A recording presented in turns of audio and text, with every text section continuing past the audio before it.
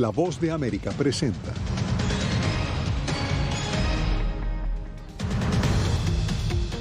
Estados Unidos convoca Frente Unido contra lo que considera dictadura en Nicaragua. Con discurso desafiante respondió el presidente Daniel Ortega al reclamar su cuarto mandato. ¿Reconoce las elecciones México de Nicaragua? Un saludo. Paso a paso les contamos lo que hizo el presidente de México durante su primera visita a la ONU en calidad de mandatario. Y el aroma del café se esfuma por el impacto del cambio climático en El Salvador.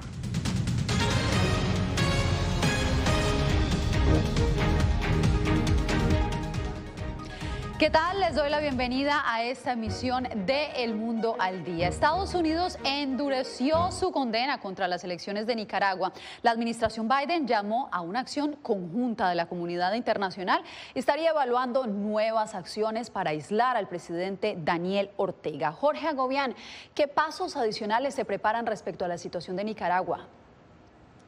Yasmín, para esta semana se esperaba o se sigue esperando la promulgación de la ley Renacer, aprobada de manera bipartidista por el Congreso el pasado miércoles. Hasta este momento eso no ha ocurrido y según conversamos con la viceportavoz de la Casa Blanca esta tarde, desconocen los planes para que esto ocurra. Por otro lado, desde el Departamento de Estado, hoy sí se habló sobre Nicaragua. En una llamada telefónica, un alto funcionario de la administración se refirió sobre los próximos pasos. Estuvimos en esa llamada y aquí está el resumen. Washington subió este martes el tono en contra del gobierno de Daniel Ortega. Es una dictadura, plena y simplemente es una dictadura. El secretario adjunto de Asuntos Hemisféricos del Departamento de Estado, Ricardo Zúñiga, aseguró que la administración Biden mantiene bajo revisión sus próximas acciones, pero prefirió no adelantar cuándo serán anunciadas. Ellos tienen unos objetivos muy limitados. Si el objetivo de esta dictadura es simplemente mantener el poder, entonces es cierto que las herramientas tienen que reflejar eso. Son los hijos de perra de los imperialistas yanquis. Ortega y sus funcionarios aseguran que las acciones de Estados Unidos y la comunidad internacional no intimidarán el ejercicio de sus funciones en el poder. Pero Washington, aseguró Zúñiga, está más determinado que nunca para incrementar sus herramientas, entre ellas la supervisión de préstamos e instituciones financieras a Nicaragua y un tratado comercial del que el país centroamericano es signatario desde 2004. En el Congreso, republicanos como Rick Scott apoyan la expansión de estas medidas. Yo pienso que la comunidad mundial debería decir no deberíamos estar haciendo negocios con Ortega o con la gente que lo ayuda.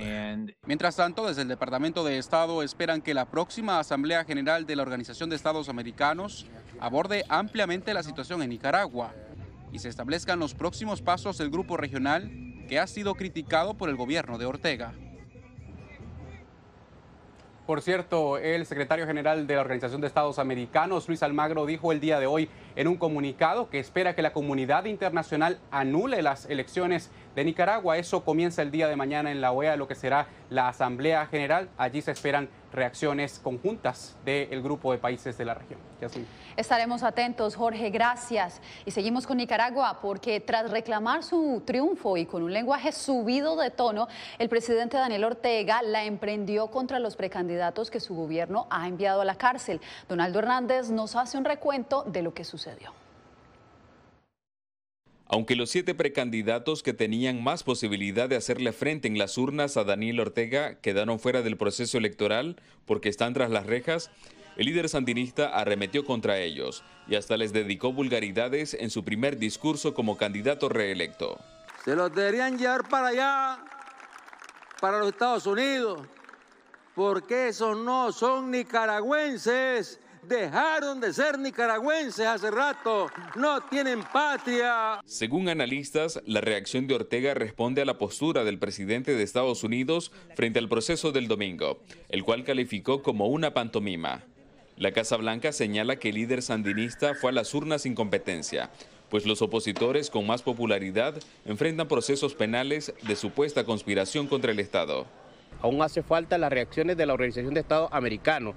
Gerardo Sánchez, de la opositora Unidad Democrática Nicaragüense, espera que en la discusión que se hará sobre Nicaragua durante la Asamblea General de la Organización de Estados Americanos se tomen acciones concretas contra el gobierno de Ortega. Porque son el pueblo de Nicaragua el que está llevando a cuesta esta situación de represión, de inseguridad ciudadana, de encarcelamiento.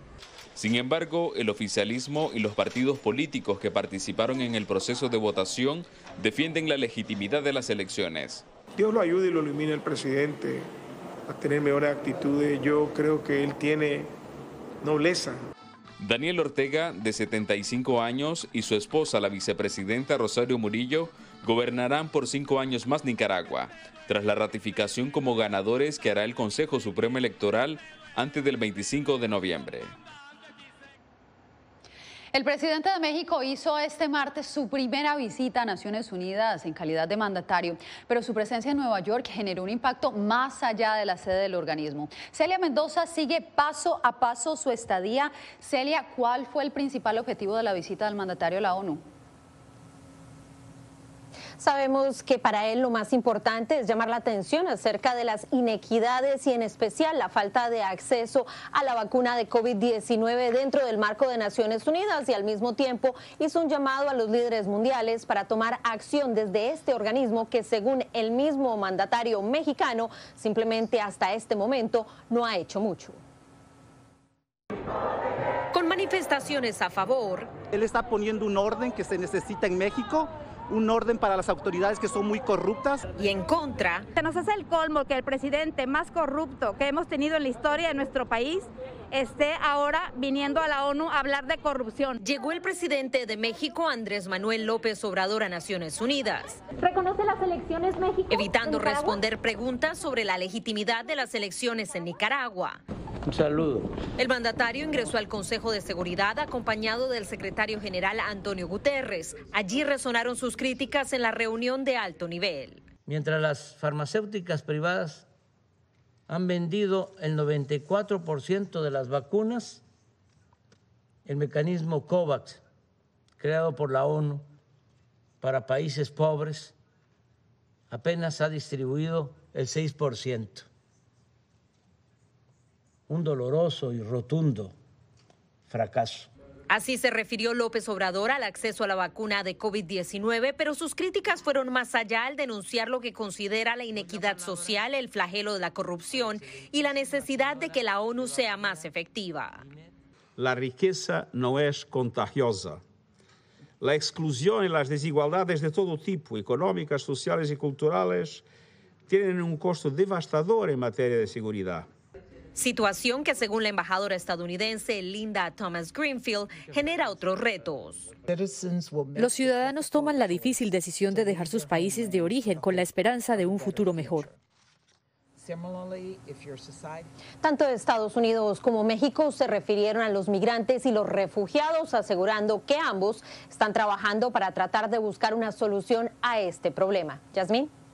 Celia, muchas gracias y volvemos con información de Estados Unidos porque aunque la mayoría de inmigrantes llegan por Texas, los ingresos siguen creciendo significativamente en Arizona. Como nos informa Paula Díaz, también allí se han incrementado los arrestos de indocumentados. El cruce de inmigrantes por Arizona alcanza números históricos e incluye a ciudadanos de más de 100 nacionalidades por esa área de la frontera. Charles Machales es originario de Haití, viene de Chile y cruzó por Yuma. Yo tengo mucha familia que está allá esperando una ayuda, algo de nosotros, pero a Chile no puedo. Las autoridades fronterizas en Arizona reportaron este año un incremento del 1.200% en las detenciones en el sector de Yuma y 189% en el sector de Tucson. La amplia diferencia entre los dos sectores de Arizona la atribuyen a que en Yuma no se terminó de construir el muro. Lo que hace Yuma un poco diferente es que la mayoría de los que cruzan son migrantes de países como Brasil, Venezuela, Ecuador y Cuba. Nosotros no vemos mucho en Yuma de Centroamérica o México. La mayoría de las personas que están cruzando por Arizona llegan en grupos familiares. Este inmigrante hondureño dijo que ha intentado cruzar 3 veces con su familia y los han regresado.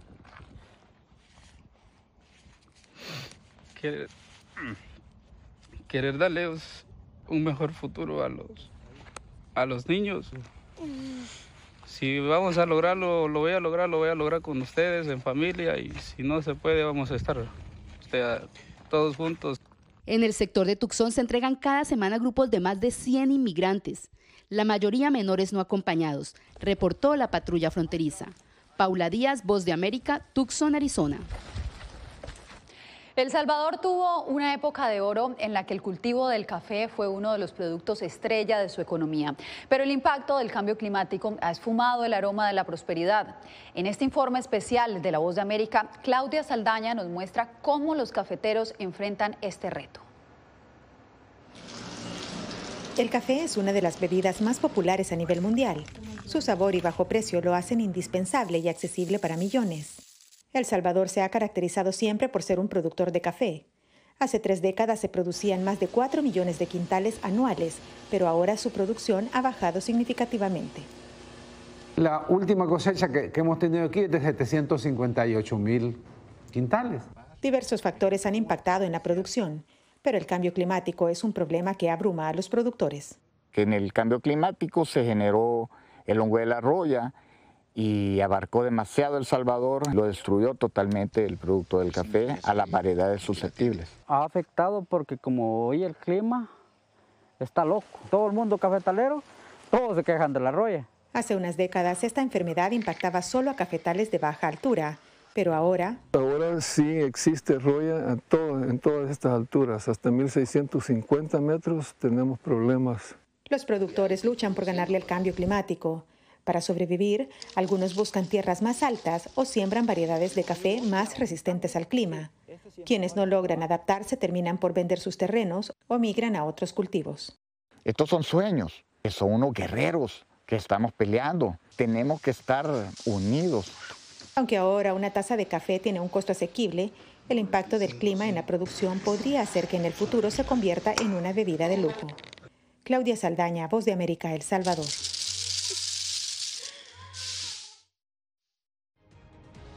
En breve, al borde de una cuarta ola de la pandemia se encontraría Colombia. Esto y más al regresar.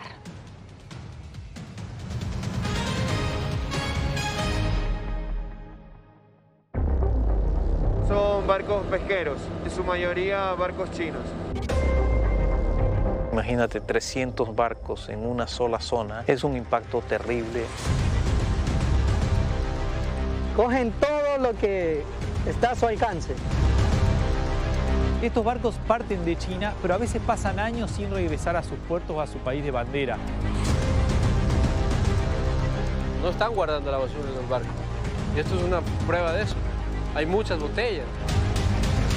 El gobierno chino también prohíbe de manera estricta a todos los barcos pescar especies marinas protegidas y en peligro de extinción. Mis nietos no van a poder disfrutar de este paisaje.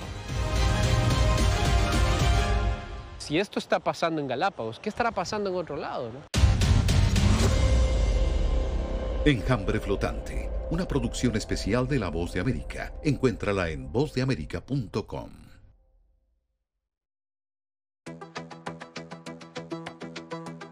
En momentos de crisis políticas y sociales, algunos gobiernos autoritarios recurren al bloqueo del acceso a Internet como herramienta para detener la información que entra o sale de su país. No obstante, existen algunas alternativas que te ayudarán a continuar conectado a la red a pesar de la censura oficial. Una de las más efectivas es el VPN o red virtual privada por sus siglas en inglés. La VPN pretende simular que la persona está en otro lugar del mundo y no en el país que esté restringiendo el acceso a Internet, de manera que es incapaz de detectar esa conexión interna y así se puede utilizar Internet con normalidad. Las ofertas de VPN en el mercado son muchas y las puedes buscar escribiendo las iniciales VPN en los motores de búsqueda, pero es importante descargarla o adquirirla antes de perder la conexión al Internet. Aquí te ofrecemos algunas opciones.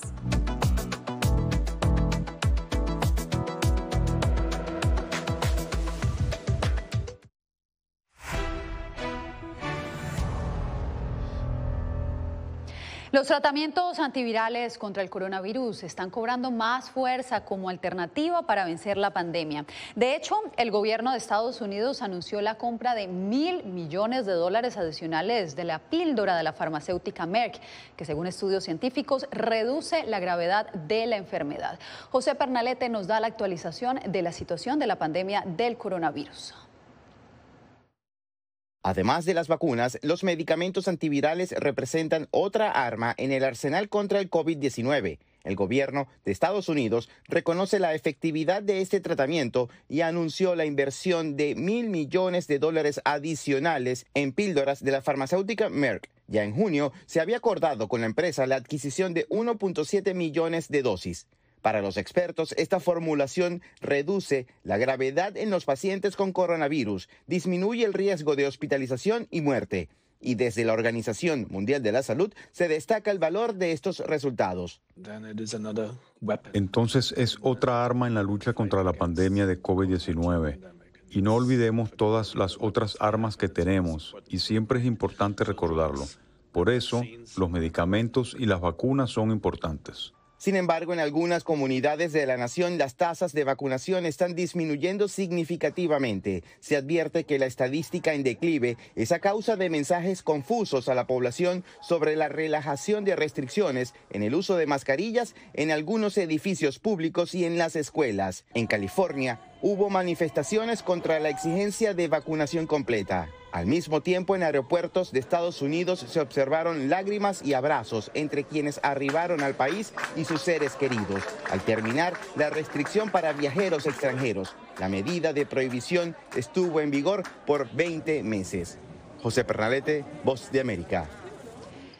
Bien, y pese a los avances en el combate al COVID-19, nuevamente las autoridades en Estados Unidos extendieron la vigencia de las restricciones sanitarias para todos aquellos que deseen viajar en cruceros. Verónica Villafañe nos reporta desde Los Ángeles.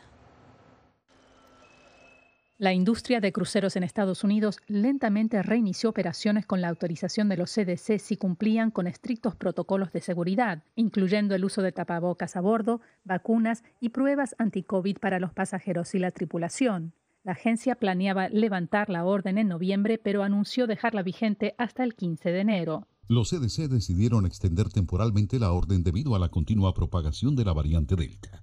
Esta transición continuará con fuertes medidas para detectar, mitigar y controlar la propagación de COVID. La orden aplica a barcos que zarpan de Estados Unidos y a aquellos operados por empresas extranjeras en aguas estadounidenses. Después del 15 de enero, los requisitos vigentes serán voluntarios.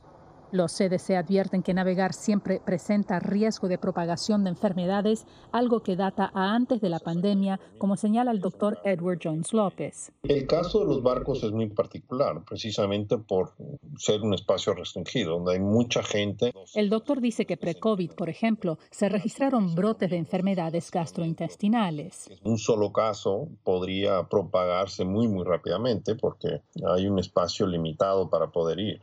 El director general de cruceros MSC España asegura que sus rigurosas pautas, incluyendo pruebas anti-COVID durante el viaje, reducen el riesgo. Y el COVID ya no es un impedimento. El mercado nos ha demostrado que efectivamente la pandemia no va a poder con las ganas de viajar y las ganas de viajar a bordo de un barco. Verónica Villafañe, Voz de América, Los Ángeles. Entre tanto, en Colombia continúan aumentando los casos de COVID-19, pese a que el país avanza en el proceso de vacunación de su población.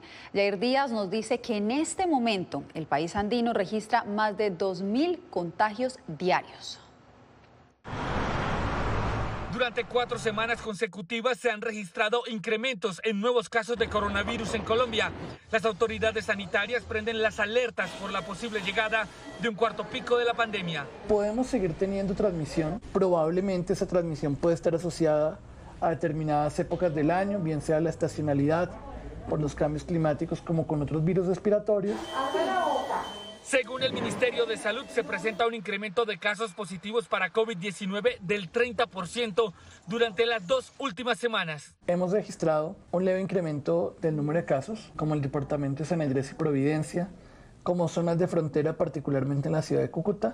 Por su parte, Luis Hernández, doctor en salud pública, asegura que los indicios apuntan al inicio de un cuarto pico más fuerte por las variantes del COVID-19. Seguir haciendo detección de casos, rastreo y PCRs a poblaciones de alta movilidad. Las autoridades en salud han reiterado que la clave está en incorporar las medidas de bioseguridad como uso de tapabocas, ventilación de los espacios, lavado de manos y distanciamiento físico, así como la vacunación contra el virus. Es un último esfuerzo que tenemos que hacer para garantizar que la vacunación llegue a la mayor cantidad de la población y que tengamos inmunidad colectiva. Según las autoridades sanitarias, el 98% de las personas que han fallecido no han recibido la vacunación frente al COVID-19. Jair Díaz, Voz de América, Bogotá. Al volver a juicio político se enfrentará el presidente de Chile por los papeles de Pandora.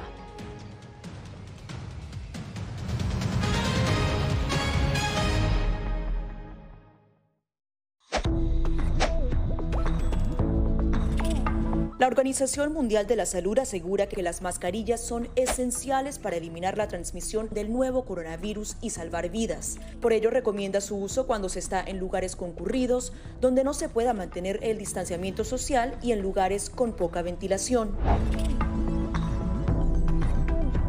Cuando se habla de mascarillas para protegerse del COVID-19, se refieren generalmente a la mascarilla quirúrgica, el respirador N95 o las de tela. Las mascarillas quirúrgicas planas, rectangulares y desechables protegen al portador de gotas de partículas grandes del virus e impiden que los enfermos la esparzan cuando tosen o estornudan. Los expertos advierten que solo deben ser usadas una vez. El respirador N95, de forma oval y más ajustado a la cara, tiene una válvula de exhalación que ayuda con la humedad y el calor cuando respiramos. Además de filtrar partículas grandes, puede impedir que pase el 95% de las partículas pequeñas de virus y bacterias. Ante la escasez, muchos han recurrido a hacer sus propias mascarillas y en efecto los expertos confirman que estas mascarillas caseras pueden ser efectivas. Las mascarillas nos pueden servir como una barrera aislante para las secreciones, pero tener mucho cuidado porque hemos visto gente que usa la mascarilla, pero al acomodarse la mascarilla se está tocando la cara. Y eso es justamente lo que queremos evitar, es que la gente se esté tocando la cara en estos momentos, porque cuando uno está en lugares públicos puedes estar pasando la mano por una superficie que ha sido tocada por otras personas y que puede estar contaminada y luego sin querer te puedes llevar la mano a la cara. Para más información visita nuestra página web y síguenos a través de las redes sociales bajo @Voz de América.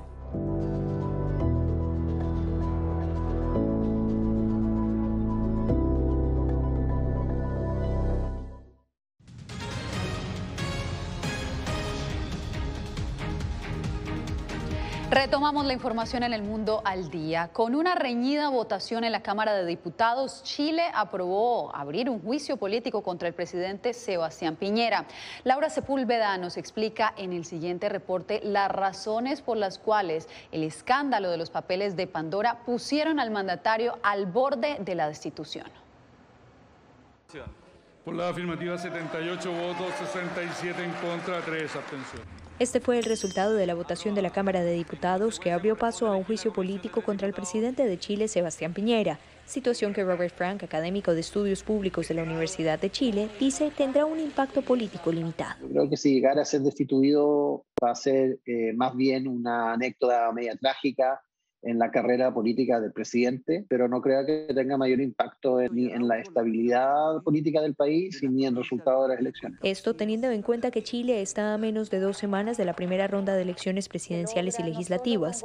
El diputado de la oposición, Jaime Naranjo, destacó la importancia de la decisión. Es un presidente que no solamente ha actuado al margen de la probidad administrativa que se requiere en el cargo que posee, sino que además ha actuado gravemente en dañar la imagen de la nación. Ante lo que Frank tiene su propia lectura. Si uno se fija, los candidatos de su propio sector hacen todo lo posible para alejarse de él, porque uno es un presidente popular y no tiene capital político para traspasarle al siguiente. Y aunque la medida enfrenta un futuro incierto cuando sea sometida a votación en el Senado, el profesor de Ciencias Políticas de la Universidad de Salamanca, Manuel Alcántara, dice que podría tener un impacto positivo. Una vez más, se pone de relieve que la confrontación entre el Poder Ejecutivo y el Legislativo en regímenes presidenciales está abriendo un escenario que no solía darse. Laura Sepúlveda, Voz de América. Recuerde que en nuestro portal web www.vozdeamerica.com puede encontrar la ampliación de esta y mucha más información. Puede encontrar nuestras noticias, nuestros artículos. Síganos en nuestras redes sociales, en Facebook, Instagram y YouTube con el mismo nombre, vozdeamerica.com.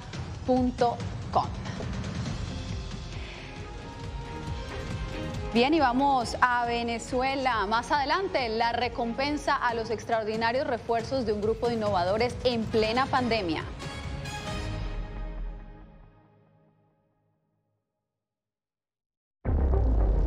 Son barcos pesqueros, en su mayoría barcos chinos.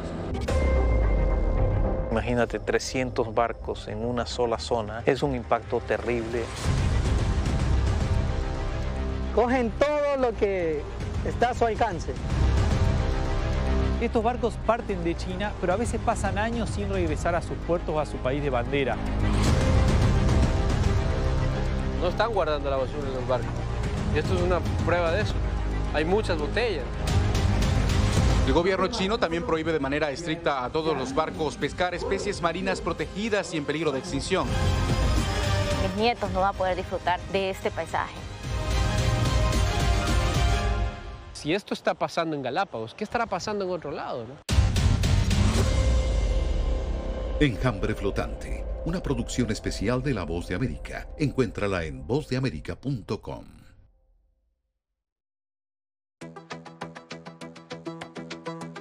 En momentos de crisis políticas y sociales, algunos gobiernos autoritarios recurren al bloqueo del acceso a Internet como herramienta para detener la información que entra o sale de su país. No obstante, existen algunas alternativas que te ayudarán a continuar conectado a la red a pesar de la censura oficial. Una de las más efectivas es el VPN o red virtual privada por sus siglas en inglés. La VPN pretende simular que la persona está en otro lugar del mundo y no en el país que esté restringiendo el acceso a Internet, de manera que es incapaz de detectar esa conexión interna y así se puede utilizar Internet con normalidad. Las ofertas de VPN en el mercado son muchas y las puedes buscar escribiendo las iniciales VPN en los motores de búsqueda, pero es importante descargarla o adquirirla antes de perder la conexión al Internet. Aquí te ofrecemos algunas opciones.